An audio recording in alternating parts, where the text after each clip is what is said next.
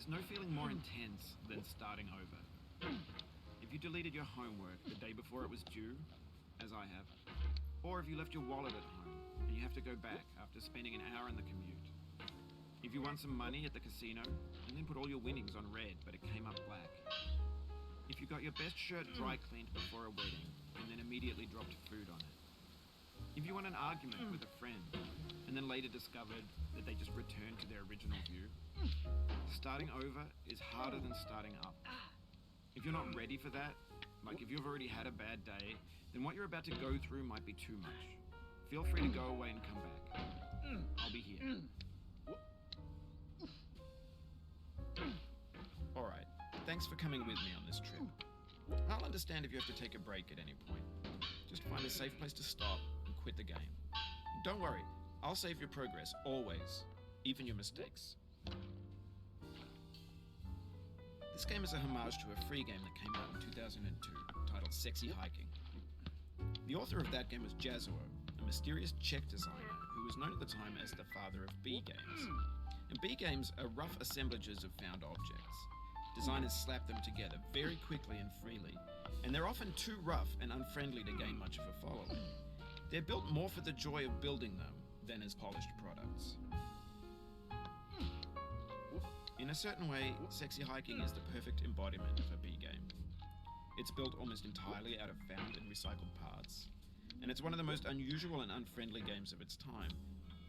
In it, your task is simply to drag yourself up a mountain with a hammer. And that act of climbing, in the digital world or in real life, has certain essential properties that give the game its flavor. No amount of forward progress is guaranteed. Some cliffs are too sheer or too slippery, and the player is constantly, unremittingly in danger of falling and losing everything. Anyway, when you start Sexy Hiking, you're standing next to this dead tree that blocks the way to the entire rest of the game. It might take you an hour to get over that tree, and a lot of people never go past it. You prod and poke at it, exploring the limits of your reach and your strength, trying to find a way up and over. And there's a sense of truth in that lack of compromise. Most obstacles in video game worlds are fake. You can be completely confident in your ability to get through them once you have the correct method or the correct equipment or just by spending enough time. In that sense, every pixelated obstacle in Sexy Hiking is real. The obstacles in Sexy Hiking are unyielding, and that makes the game uniquely frustrating. But I'm not sure Jazzuo intended to make a frustrating game. The frustration is just essential to the act of climbing, and it's authentic to the process of building a game about climbing. A funny thing happened to me as I was building this mountain. I'd have an idea for a new obstacle, and I'd build it, test it, and it would usually turn out to be unreasonably hard. But I couldn't bring myself to make it easier. It already felt like my inability to get past a new obstacle was my fault as a player rather than as a builder. Imaginary mountains build themselves from our efforts to climb them, and it's our repeated attempts to reach the summit that turns those mountains into something real. When you're building a video game world, you're building with ideas, and that can be like working with quickset cement. You mold your ideas into a certain shape that can be played with, and in the process of playing with them, they begin to harden and set until they're immutable, like rock. And at that point, you can't change the world.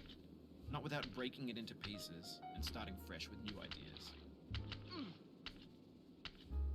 For years now, people have been predicting that games would soon be made out of prefabricated objects, bought in a store and assembled into a world. And for the most part, that hasn't happened, because the objects in the stores are trash. I don't mean they look bad or that they're badly made, although a lot of them are.